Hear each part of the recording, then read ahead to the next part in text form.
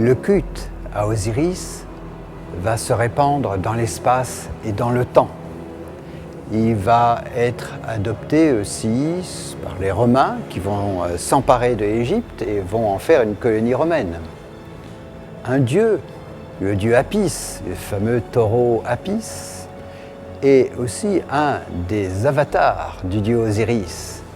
Vous avez devant vous le fameux Apis Osiris, grand taureau noir. On parle de lui sur les murs des chapelles osiriaques de Dendera. On l'invoque. Osiris, grand taureau noir, on voit les multitudes de l'univers dans tes yeux. Cet extraordinaire taureau, Osiris Apis, a été découvert au XIXe siècle dans les ruines du grand temple d'Osiris Sérapis à Alexandrie. C'est un don de l'empereur Hadrien, qui était donc pharaon d'Égypte, au grand temple d'Osiris. En 130, l'empereur Hadrien, qui était donc pharaon d'Égypte, puisque l'Égypte était une colonie romaine, va se rendre dans sa colonie égyptienne. Étant pharaon, il va bien sûr célébrer les mystères d'Osiris, car c'était le grand initié. Et un événement tout à fait étrange va se produire. Il était venu en Égypte avec son favori Antinoios. Antinoios va se noyer dans les eaux du Nil.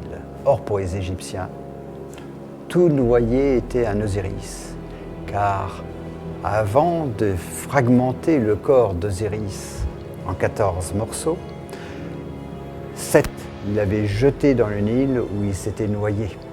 Et donc, Antinoios, se noyant dans le Nil, est devenu un Osiris. Trouvé à Canope, voici une statue d'Antinoios, favori d'Hadrien, représenté en tant qu'Osiris.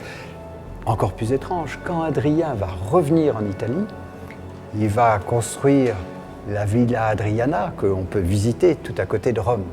Et dans cette Villa Hadriana, il va représenter ce que nous avons découvert sous les eaux à Canope, le fameux Canope de la Villa Hadriana, où on voit le canal bordé de colonnes qui mène au grand temple d'Osiris Sérapis.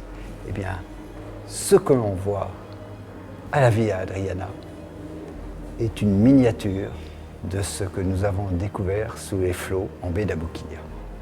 Eh bien, le fameux Osiris Canope que nous avons découvert dans le temple d'Osiris à Canope, qui représente le dieu émergeant de ses propres humeurs d'un vase, le voici de nouveau.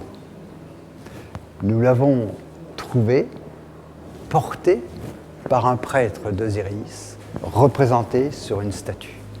Le dieu est tellement sacré que le prêtre ne peut le toucher de sa main. Et donc, il s'en saisit par les pans de sa tunique. Cette statue de prêtre d'Osiris portant Osiris Canope était protégée par 2 sphinx. L'un des sphinx est à l'effigie du père de la grande Cléopâtre, Cléopâtre VII. Vous avez ici un portrait de Ptolémée XII, père de Cléopâtre.